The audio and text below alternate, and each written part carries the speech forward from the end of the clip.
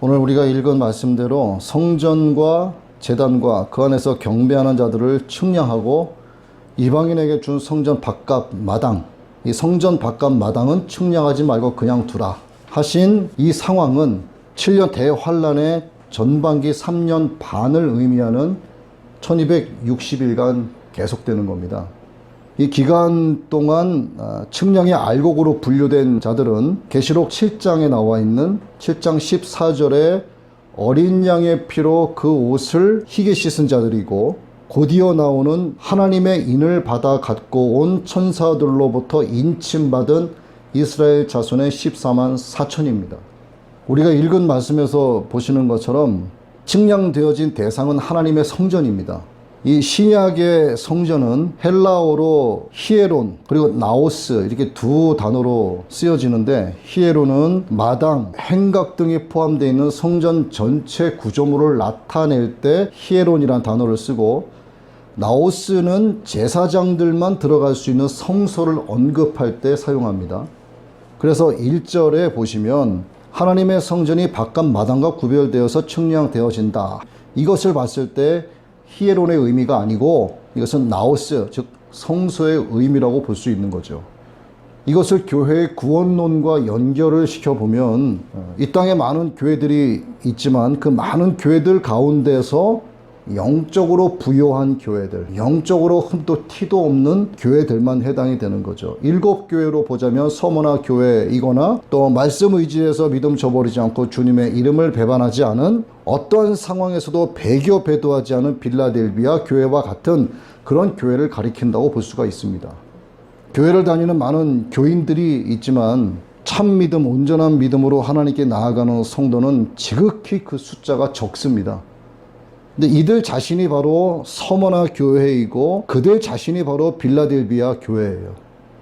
그리고 이들 자신이 바로 나오스라고 이름하는 성소입니다. 하나님의 성전과 제단에서 경배하는 자들이라고 할 수 있는 거죠. 이들만이 측량을 받게 되는 자들이라 이 말입니다. 이거를 이제 다른 각도에서 말씀을 드리면 1절에 측량되어지는 기준을 놓고 봤을 때 예수님을 믿는 성도들은 무엇을 위해서 싸워야 하고 또 그 싸움의 대상이 누구인지를 구분지을 수 있게 해주는 말씀이에요. 그리고 더 나아가서 승리를 우리가 거머쥘 수 있는 이 전쟁 백서, 이 전쟁 백서를 이미 성도들은 이미 갖고 있다는 뜻이 됩니다. 그게 하나님 말씀이죠. 그래서 싸울 때마다 하나님의 말씀으로 살아가는 성도들은 승전가를 부르게 됩니다. 즉 날마다 승전가를 부르는 우리들이 되어야 한다는 겁니다. 매일매일의 삶은 영적 싸움에서 처절하게 패배를 하면서 나중에 가서 이기는 자로 서겠다라고 하는 것은 어불성설이에요. 말이 안 되는 소리입니다. 날마다 영적 싸움에서 이겨야지만 결국은 이기는 자로 서게 되는 거예요. 전쟁 백서는 다시 말씀드리지만 하나님의 말씀, 성경이고 승전가를 부르는 자들은 성도들이기 때문에 이 성도들은 도무지 세상에 감당할 수 없는 자들에 속합니다. 죄의 소욕을 따르지 않고 성령의 소욕을 따르는 성령의 사람들이고, 이 사람들은 그래서 늘 회개하는 그리스도인들을 가리키는 겁니다. 바울 서신에서도 하나님의 성전이 비유적으로 나오는데, 하나님의 성전은 그리스도인들의 몸 또는 하나님의 거룩하신 교회를 나타낼 때 사용하고 있습니다. 그리고 제단과 경배하는 자들을 조금만 더 살펴보면 복음이 선포되어지고 있는 제단 중심에 예수 그리스도께서 계시느냐 하는 거예요. 자, 복음이라고 선포되어지는 교회가 있는데 들어보니 처음에는 복음 같지만 뒤로 갈수록 이단의 성향이 나타나는 교회가 상당히 많이 있습니다. 말씀을 전하는 목사의 이름이 높여지고 말씀을 전하는 목사가 우상시되는 교회도 많이 있어요. 목사가 전하는 하나님의 말씀이 높여져야 되고 그 말씀의 주인이신 예수 그리스도 이름이 존귀하게 높여져야 되는데 그 반대가 되는 교회가 많이 있다는 얘기입니다. 그래서 정말 예수 그리스도께서 그 교회의 머리가 되시느냐 하는 것, 그리고 성전 안의 모든 예물이 하나님께 온전히 드려지고 있느냐 하는 의미가 내포되어 있다고도 볼 수 있는 거예요. 또 하나님의 성전에서 경배하는 자들의 예배가 진실로 하나님께 감사 찬양과 영광 돌리는 것을 목적으로 하고 있는지, 그리고 그들의 삶은 복음에 합당한 생활로 이어지고 있는지를 하나님의 말씀으로 계속해서 측량받고 있다는 것을 우리로 이 말씀을 통해서 충분히 알게 해주고 있습니다. 따라서 측량의 대상에서 제외된 성전 밖 마당이라고 하는 그 의미는 예배의 목적과 동기가 하나님 보시기에 우선 불손한 거예요. 하나님의 뜻에 합당하지 않은 거짓된 예배로 성전의 마당만 밟고 있는 그런 모든 불의한 자들의 총칭이라고 할 수 있는 겁니다. 이 본문의 배경이 되고 있는 말씀이 에스겔 40장에 나와 있는 말씀인데, 이 에스겔서 40장 3절 이하에서 48장 35절까지는 여기도 측량이 되어지는데, 줄과 막대기로 하나님의 성전을 측량하는 장면이 묘사가 되고 있습니다. 줄과 막대기. 짧은 길이를 잴 때는 갈대로 측량을 하고, 긴 길이를 잴 때는 밧줄로 측량을 했습니다. 이 측량은 두 가지 측면이 있어요. 부정적인 측면과 긍정적인 측면이 있습니다. 긍정적인 측면은 원래의 모습보다 확장된 개념, 그런 개념의 회복과 재건의 약속을 의미하는 긍정적인 측면이 있고, 또 하나 부정적인 측면으로는 측량하는 그 대상을 파괴하려고 하는 목적으로 둔다는 얘기예요. 그리고 이 측량은 계시록 7장 2절 3절 말씀에 있는 인친다.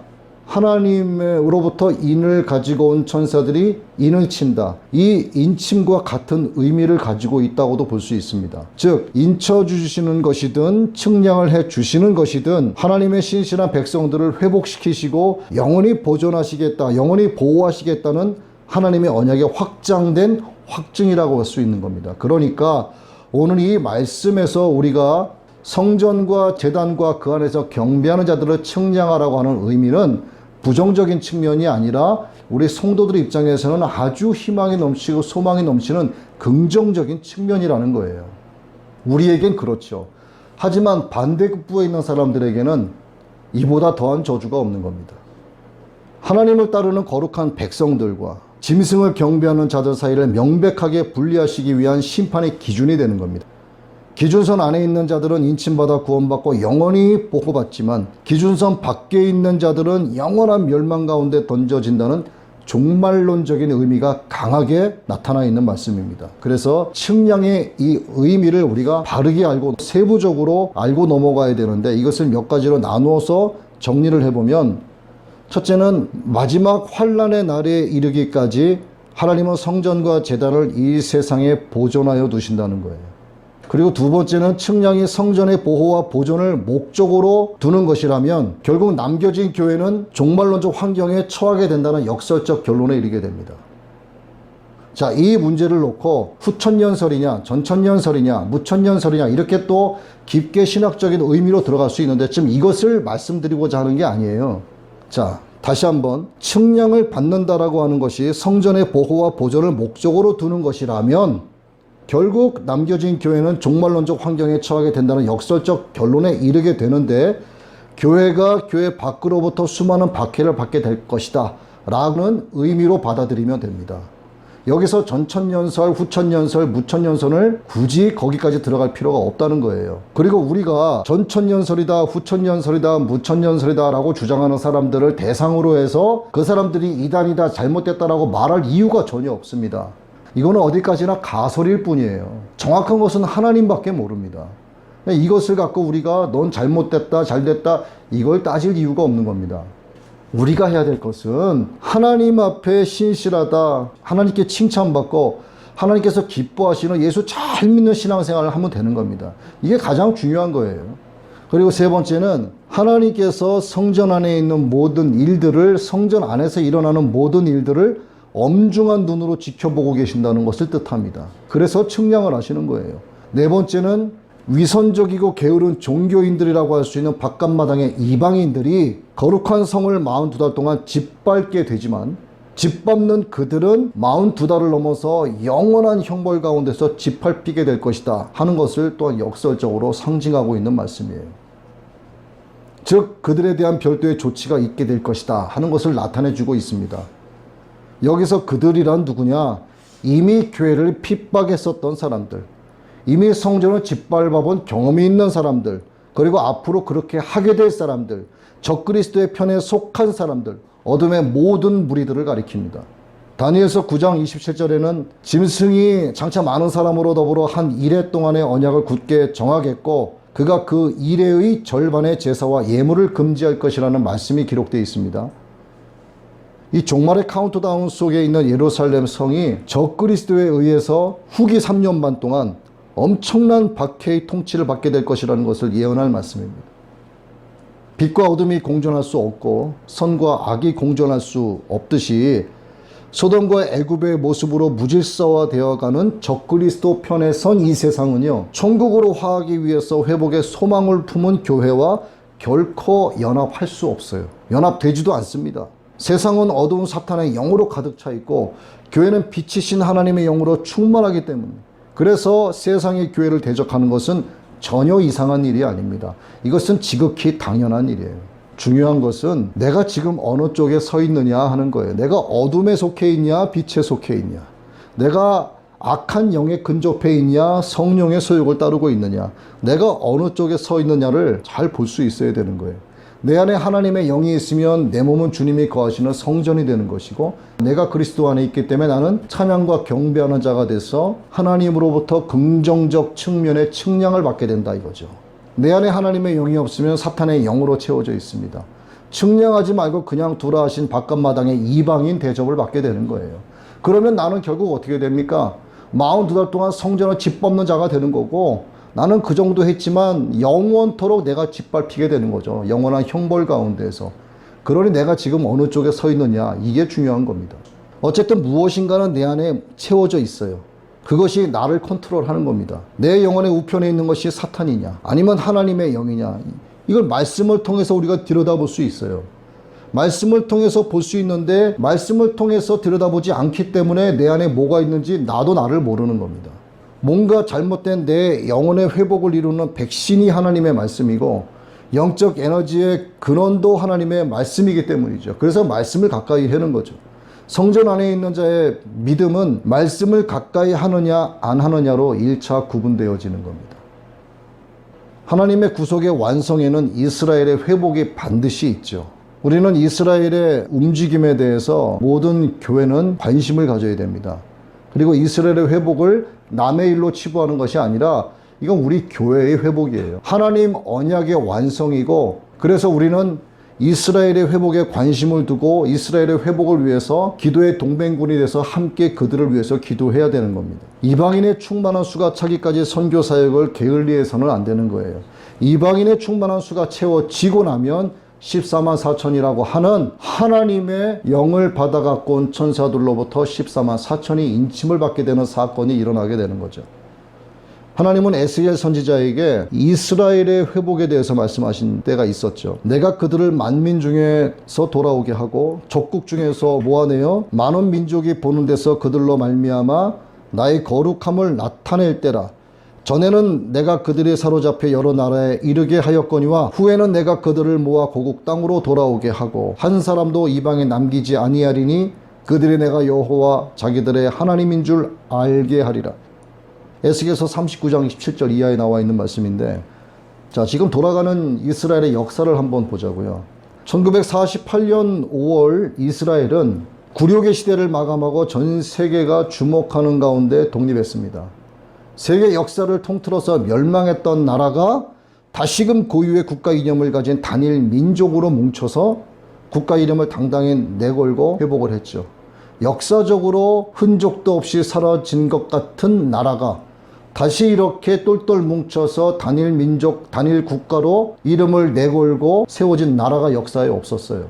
이스라엘 하나뿐입니다. 그 국가의 이름을 자기들만 인정하는 것이 아니라 전 세계가 인정을 하고 있습니다.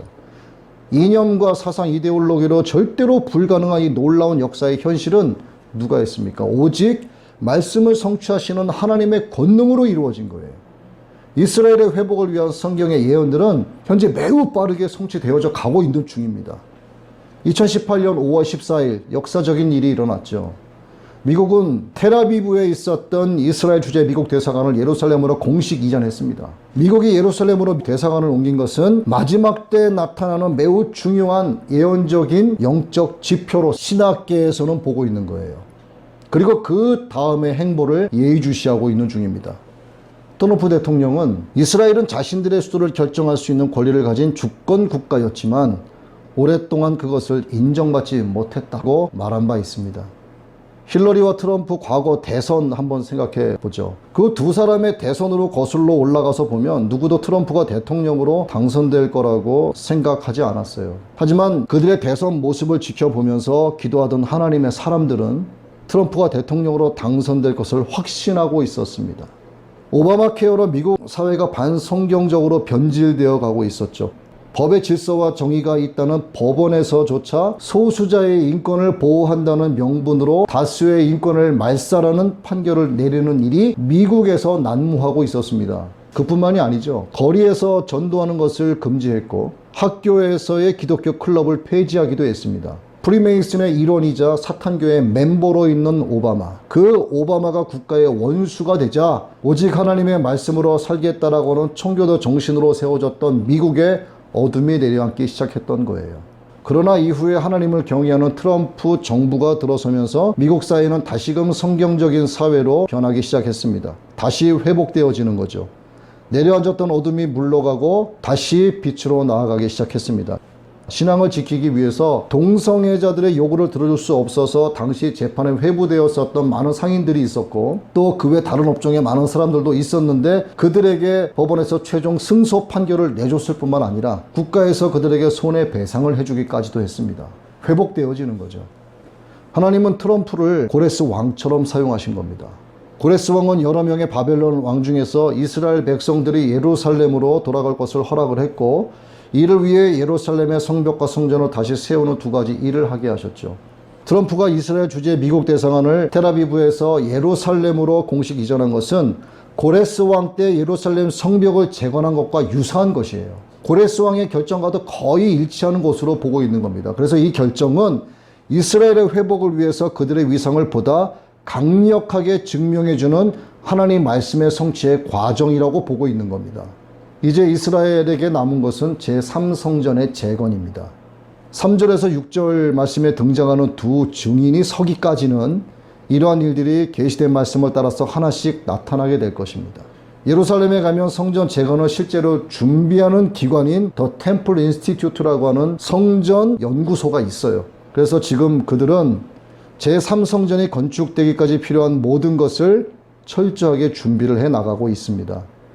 성전 안에 필요한 집기, 도구들 이런 것들도 이미 완벽하게 제작이 되어 있을 뿐만 아니라 하나님의 언약궤도 수십 년 전에 발굴해 놓고 제3성전 재건의 날이 오기까지 비밀스러운 장소에 숨겨두었다 하는 그런 이야기들이 있기도 해요. 자, 제1성전은 솔로몬이 지은 성전이죠. 제2성전은 포로 생활을 마치고 돌아와서 스룹바벨이 중심이 돼서 지은 성전입니다. 이 성전은 AD 70년에 불타 다 없어졌죠. 그런데 2000년 만에 나라를 되찾은 유대인들이 이 성전을 다시 짓기 위해서 노력을 하고 있는 겁니다. 그런데 그들이 왜 그렇게 성전 재건을 위해서 노력을 하고 있는가를 우리가 또 알아봐야 됩니다.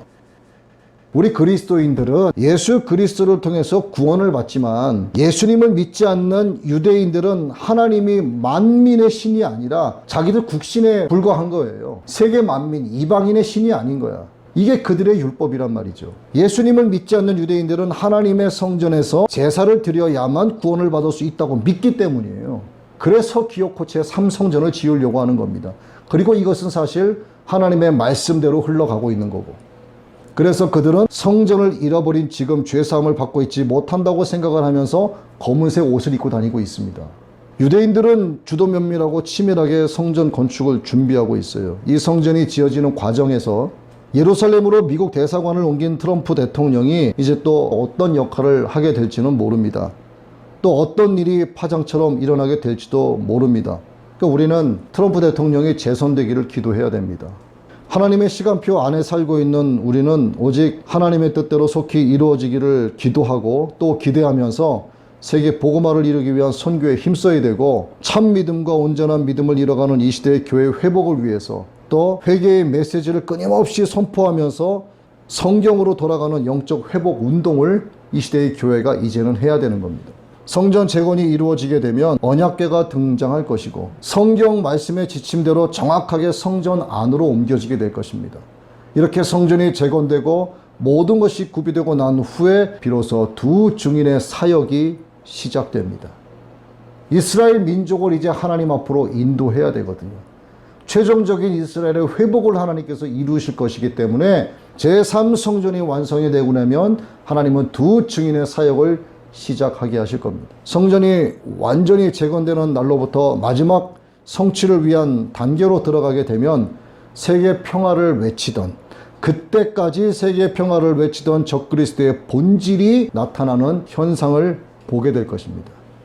교회 핍박도 가속화될 것이고 믿음에 대한 시험도 본격화되죠. 이 시험은 짐승의 표를 받을 것이냐 말 것이냐, 거절할 것이냐 수용할 것이냐에 관한 것입니다. 거절한다면 이 땅에 남은 교회들은 이것을 순교로 증명해내야 됩니다. 이 일이 언제 있게 될지는 알 수 없죠. 그러나 이에 대한 징조가 지금 나타나고 있고, 이 물 담긴 그릇에 뜨거운 불이 가해지고 있는 것과 현재 같은 상황입니다. 조용히 덮여지고 있던 물이 순식간에 100도가 되면은 갑자기 끓어 넘치는 것과 똑같은 현상이 이제 일어날 거예요.